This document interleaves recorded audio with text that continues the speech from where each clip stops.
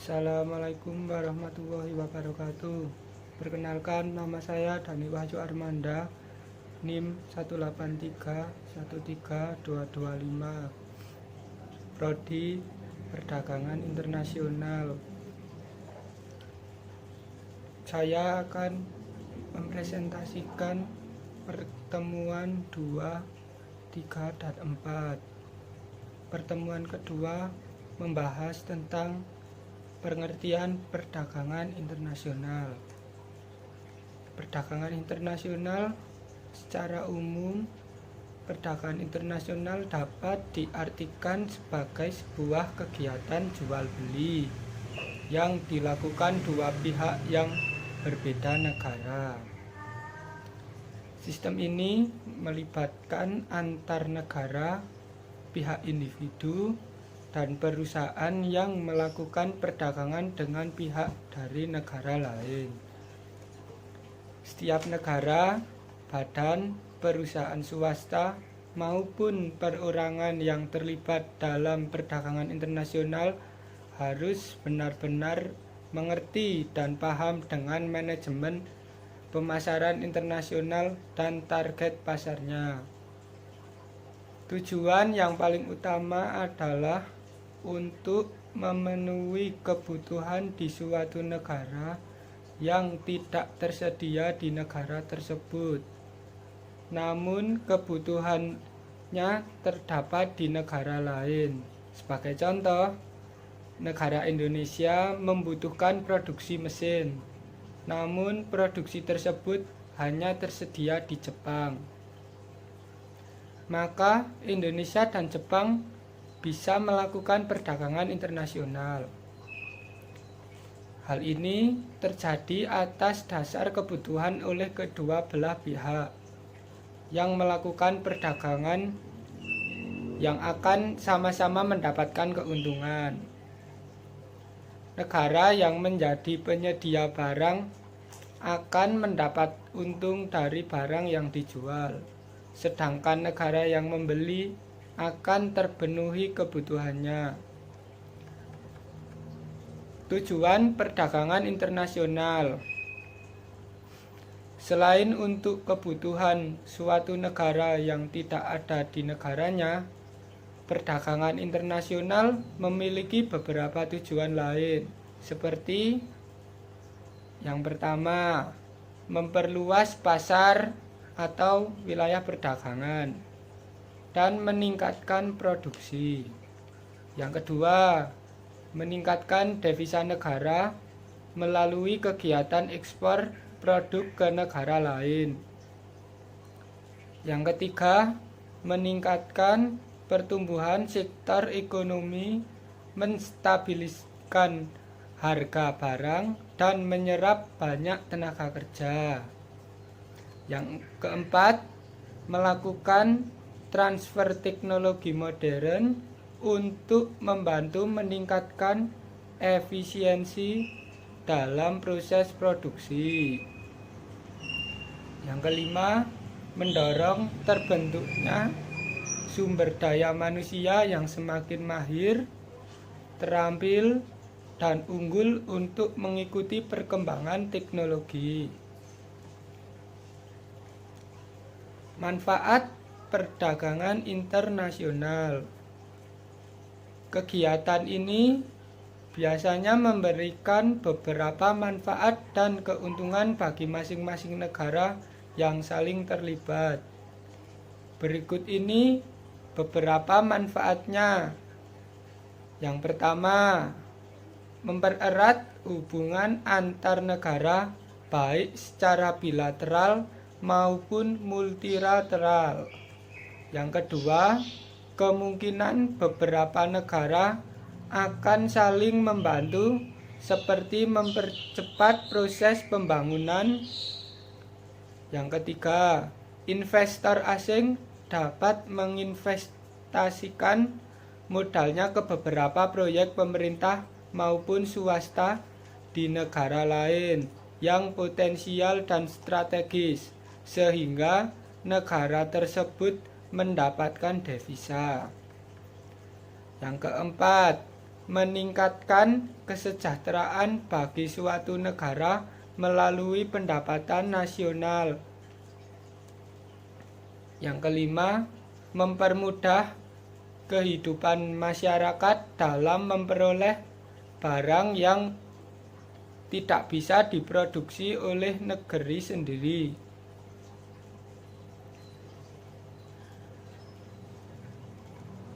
Yang terakhir, dapat memperluas kesempatan kerja karena membantu dibukanya sebagai lapangan kerja dan mendapatkan keuntungan internal dan eksternal.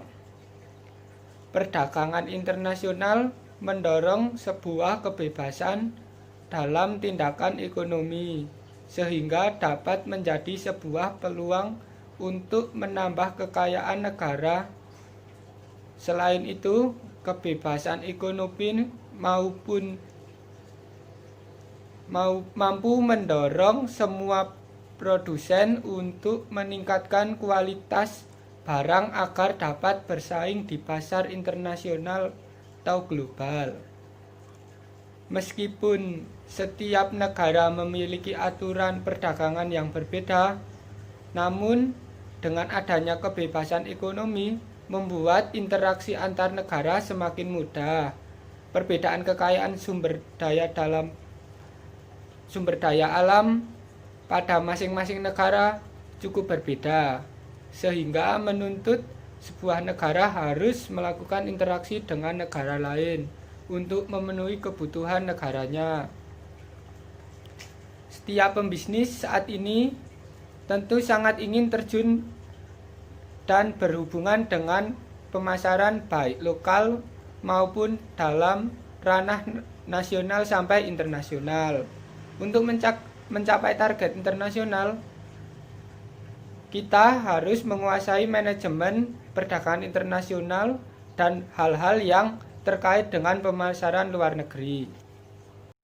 Pertemuan yang ketiga membahas tentang sumber daya dan perdagangan yang dikemukakan oleh Heckscher-Ohlin. Teori Heckscher-Ohlin adalah teori perdagangan internasional modern dimulai ketika ekonomi Swedia yaitu Eli Hecker pada tahun 1919 dan Bertil Ohlin pada tahun 1933 mengemukakan bahwa penjelasan mengenai perdagangan internasional yang belum mampu dijelaskan dalam teori keunggulan komparatif. Sebelum masuk ke dalam pembahasan teori HO, tulisan ini sedikit akan mengemukakan kelemahan teori klasik yang mendorong munculnya teori HO. Teori klasik Comparative Advantage menjelaskan bahwa perdagangan internasional dapat terjadi karena adanya perbedaan dalam productivity of labor atau faktor produksi yang secara eksplisit dinyatakan antar negara. Namun teori ini tidak memberikan penjelasan yang mengenai penyebab perbedaan produktivitas tersebut. Teori HO kemudian mencoba memberikan penjelasan mengenai penyebab terjadinya perbedaan produktivitas tersebut. Teori HO menyatakan penyebab perbedaan produktivitas karena adanya jumlah atau proporsi faktor produksi yang dimiliki woman factor oleh masing-masing negara, sehingga selanjutnya menyebabkan terjadinya perbedaan harga barang yang dihasilkan. Oleh karena itu, teori modern HO ini dikenal sebagai the proportional factor theory. Selanjutnya, negara-negara yang memiliki faktor produksi relatif banyak atau murah dalam memproduksinya akan melakukan spesialisasi produksi untuk kemudian mengekspor barangnya. Sebaliknya, masing-masing negara akan mengimpor barang tertentu jika negara tersebut memiliki faktor produksi yang relatif langka atau mahal dalam memproduksinya.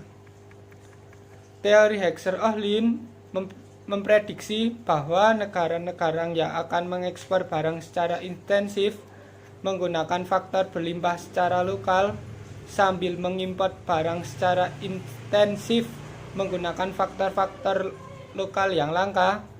Jadi, teori Hexer-Ohlin mencoba menjelaskan pola dari perdagangan internasional yang kita teliti pada ekonomi dunia. Teori Hexer-Ohlin mempunyai pertimbangan akal sehat. Contohnya, Amerika Serikat telah lama menjadi eksportir besar dari produk-produk pertanian, mencerminkan negara tersebut mempunyai pertanian yang melimpah karena tanahnya baik untuk ditanami. Sebaliknya, Cina unggul pada ekspor barang-barang produksi dalam tenaga kerja intensif. Industri manufaktur ini mencerminkan Cina mempunyai tenaga kerja dengan biaya rendah berlimpah. Di Amerika Serikat, yang kekurangan tenaga kerja dengan biaya rendah telah memilih untuk mengimpor buruh. Secara relatif, tidak mutlak, sumbangan adalah penting. Sebuah negara bisa mempunyai jumlah lahan dan tenaga kerja lebih besar dari negara lain, tetapi menjadi relatif melimpah satu dari mereka. Teori Hexer-Ohlin menjelaskan beberapa pola perdagangan dengan baik. Negara-negara cenderung untuk mengekspor barang-barang yang menggunakan faktor produksi yang relatif melimpah secara intensif. Menurut Hexer-Ohlin, suatu negara akan melakukan perdagangan dengan negara lain disebabkan negara tersebut memiliki keunggulan kooperatif, yaitu keunggulan dalam teknologi dan keunggulan faktor produksi. Basis dari keunggulan kooperatif adalah yang pertama, faktor endowment, yaitu kepemilikan faktor-faktor produksi dalam suatu negara.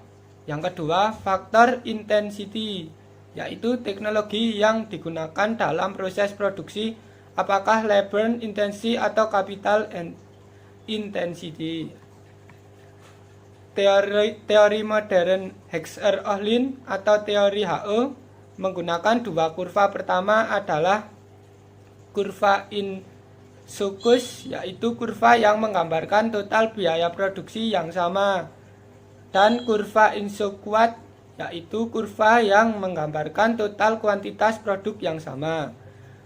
Menurut teori ekonomi, mikrokurva Insoukus akan bersinggungan dengan kurva Insouquan pada suatu titik optimal. Jadi dengan biaya tertentu akan diperoleh produk yang maksimal, atau dengan biaya minimal akan diperoleh sejumlah produk tertentu.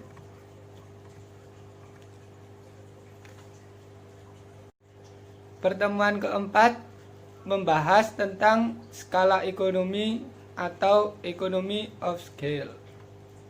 Skala ekonomi merupakan suatu teori yang menggambarkan fenomena menurunnya biaya produksi per unit pada suatu perusahaan dibarengi dengan meningkatnya volume produksi atau output. Semakin besar perusahaan, semakin rendah biaya produksi per unit produk yang dihasilkan. Bagaimana mungkin output meningkat tetapi biaya produksi per unit justru menurun? Dalam logika kita, setiap peningkatan output umumnya diikuti sebagai biaya produksi per unit yang juga meningkat. Asumsinya, faktor produksi seperti bahan baku atau input dan tenaga kerja juga meningkat, sehingga harusnya berpengaruh pula pada biaya produksi per unit yang meningkat atau lebih tinggi. Asumsi ini bisa jadi benar, tapi tak selalu tepat. produksi massal atau dalam jumlah besar justru mampu menekan biaya produksi per unit. Sebenarnya, pembelian bahan baku dalam jumlah besar umumnya akan memperoleh diskon sehingga harga bahan baku atau input menjadi lebih murah. Dengan jam kerja dan jumlah pekerja sama, pengolahan bahan baku menjadi produk tersebut akan menimbulkan biaya produksi yang lebih murah. Contoh sederhananya, suatu usaha konveksi mengeluarkan biaya tetap sebesar 10 juta rupiah per bulan dengan jumlah produksi sebanyak 500 unit, sehingga biaya produksi per unit sebesar 20.000. Perusahaan memiliki stok bahan baku cukup banyak karena pembelian dilakukan dalam jumlah banyak sekaligus.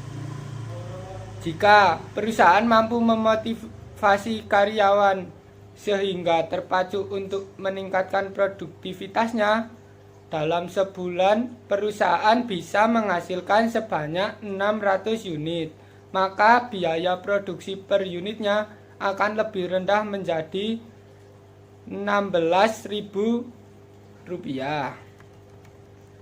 Jadi, skala ekonomis dapat dipahami sebagai keuntungan yang diperoleh perusahaan atas keberhasilannya melakukan efisiensi